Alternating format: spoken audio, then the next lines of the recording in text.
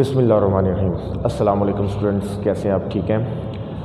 Basically ये आज का इंडेक्स नंबर का हमारा तीसरा लेक्चर है और पहले दो लेक्चर्स के अंदर मैंने आपके साथ जो डिस्कशन की है उसमें हमने fix base method, simple fix base method को हमने डिस्कस किया। एक लेक्चर के अंदर जो हमने डिस्कस किया था कि जो एक हमारे पास बेस ईयर है वो कोई सा एक साल हो सकता है, ठीक। लेकिन दूसरा लेक्चर जो था इंडेक्स नंबर का, उसके अंदर जो हमने डिस्कशन की उसमें यह था कि हाँ, बेस ईयर जो है वो साल नहीं, कोई और भी प्राइस हमने अदर देन ईयर प्राइस से जो है वो हम बेस प्राइस ले सकते हैं, ठीक है। आज का बेसिकली हमारा जो मेथड है वो है चेन बेस मेथड। अब चेन बेस मेथड के अंदर सबसे पहले इंडेक्स नंबर कैलकुलेट करने से पहले हमने लिंक रिलेटिव कैलकुलेट करने होते हैं। अब यहाँ पे लिंक रिलेटिव कैलकुलेट करने का फॉर्मूला है हमारे पास Pn ओवर Pn माइनस 1, यानी कि जो current Pn mean current year price. Current year price का मतलब है ऐसी वो प्राइस जिसका हमने इंडेक्स कैलकुलेट करना है। अब जो करंट ईयर प्राइस है उसको प्रीवियस ईयर, n-1 का मतलब यहाँ पे प्रीवियस ईयर, उससे एक स्टेप प्रीवियस, यानी कि अगर मैं बात करूँ 1973 यानी कि 1973 की, तो ये हमारे पास Pn है, तो Pn-1 क्या होगा 1972। अगर 1973 जो है वो Pn है तो 1972 जो है वो Pn-1 है, यानी कि एक ईयर बैक। तो ये हमारे पास क्या है, लिंक रिलेटिव का फॉर्मूला है। तो जब हम लिंक रिलेटिव कैलकुलेट करेंगे और उसके बाद हम इंडिसेस कैलकुलेट करते हैं। जब हम कैलकुलेट करते हैं चेन बेस मेथड, तो चेन बेस मेथड में देखें कंपेयर करते हैं फिक्स बेस मेथड को चेन बेस मेथड के साथ। फिक्स बेस मेथड के अंदर हमारा जो बेस ईयर था, कंपेयर करने वाली जिससे हमने उस प्राइस से जिससे हमने कंपेयर किया था सर को, वो क्या थी, सेम थी। लेकिन जब हम बात करते हैं लिंक रिलेटिव की, तो लिंक रिलेटिव के अंदर हर साल आप देखेंगे जो डिवाइजर है वो क्या हो रहा है, चेंज हो रहा है। अच्छा, अगर हमारे पास इस एग्जांपल के अंदर 1971 से लेके 1977 तक का डाटा गिवन है।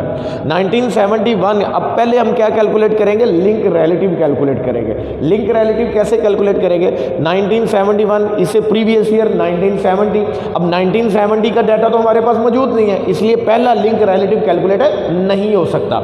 1972 की प्राइस हमारे पास 19 है, 1971 की प्राइस हमारे पास 15 है, तो इसमें 19 डिवाइड बाय 15 मल्टीप्लाई बाय 100, ये हमारे पास 1972 का लिंक रिलेटिव क्रिएट हो गया।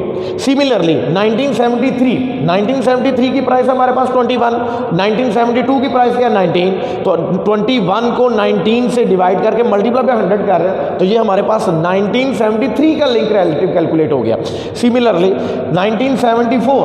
1974 की प्राइस हमारे पास 30 है, और इससे प्रीवियस जो है 1930, उसकी प्राइस हमारे पास क्या है 21, तो 30 को 21 से डिवाइड किया, मल्टीप्लाई बाय 100 करेंगे तो हमारे पास 1974 का लिंक रिलेटिव जनरेट हो गया। वो क्या है 142.85, एंड 1975 उसकी प्राइस हमारे पास 37 है।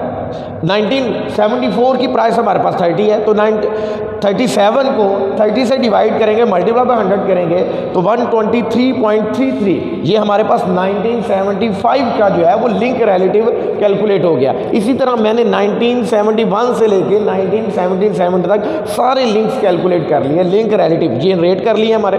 अब इनसे मैं क्या करने जा रहा हूँ, चेन इंडेक्स कैलकुलेट करता हूँ।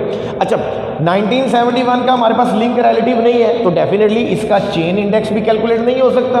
अब 1972 जो है उसका हमारे पास लिंक रिलेटिव 126.66 है, इससे प्रीवियस ईयर का लिंक रिलेटिव नहीं है, तो इसको हम as it is chain index मान लेंगे। अब 1973 का जब हम चेन इंडेक्स कैलकुलेट करेंगे तो 1972 उसका हमारे पास चेन इंडेक्स क्या था 126.26। अब इसको 73 का चेन कैलकुलेट करने जा रहा हूँ, तो 72 का जो इंडेक्स है, ये 72 का इंडेक्स है, इसको मैं मल्टीप्लाई करूँगा 73 के लिंक रिलेटिव से। मैं फिर दोबारा रिपीट कर रहा हूँ, जब मैं 1973 का चेन इंडेक्स कैलकुलेट करूंगा तो पहले 1972 का जो चेन इंडेक्स है उसको 1973 के लिंक रिलेटिव से मल्टीप्लाई करूंगा और डिवाइड बाय 100 करूंगा। अब ये जो है ये हमारे पास 1973 का चेन इंडेक्स आ गया।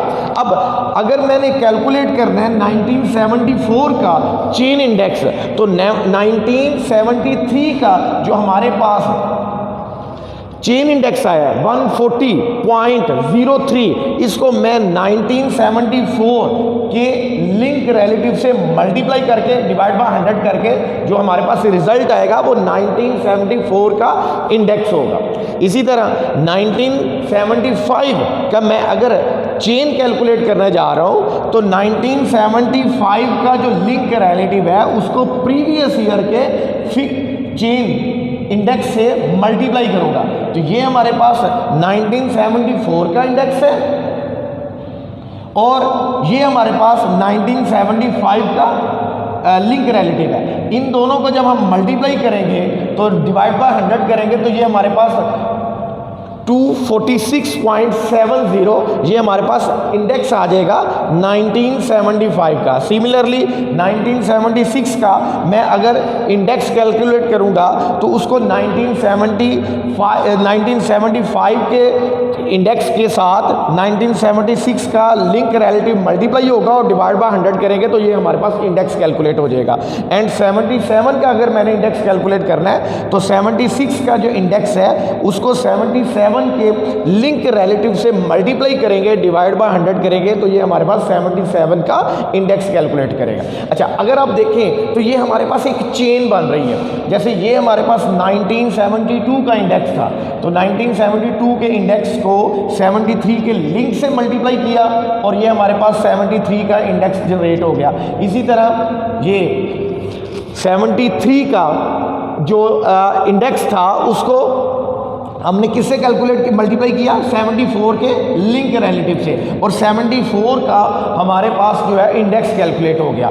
इसी तरह 75 का अगर इंडेक्स कैलकुलेट करूंगा तो उसको 74 के जो है हमारे पास इंडेक्स जो है उससे मल्टीप्लाई करेंगे। सिमिलरली इसी तरह 75 जो था उसको 74 के हमने इंडेक्स के साथ मल्टीप्लाई किया। इसी तरह 76 के लिंक रिलेटिव को 75 के इंडेक्स के साथ हमने मल्टीप्लाई किया। इसी तरह 77 जो है इसका इंडेक्स कैलकुलेट करने के लिए उसके लिंक रिलेटिव को 76 के इंडेक्स के साथ मल्टीप्लाई किया। तो ये अगर देखें तो हमारे पास एक चेन बनती है। तो इसलिए this is called the chain based method. तो ये हमारे पास कौन सा मेथड कहलाता है चेन बेस्ड इंडेक्स। ये हमने आज के लेक्चर के अंदर जो हमने कैलकुलेशन किया है वो सिंपल चेन बेस्ड मेथड है। सिंपल इसलिए क्योंकि हमारे पास एक सिंगल कैटेगरी थी। जब हमारे पास एक सिंगल कैटेगरी हो तो उसको हम क्या कहते हैं सिंपल इंडेक्स नंबर। अगर एक से ज़्यादा कैटेगरी होगी तो वो क्या कहलाएगा कंपोजिट इंडेक्स नंबर।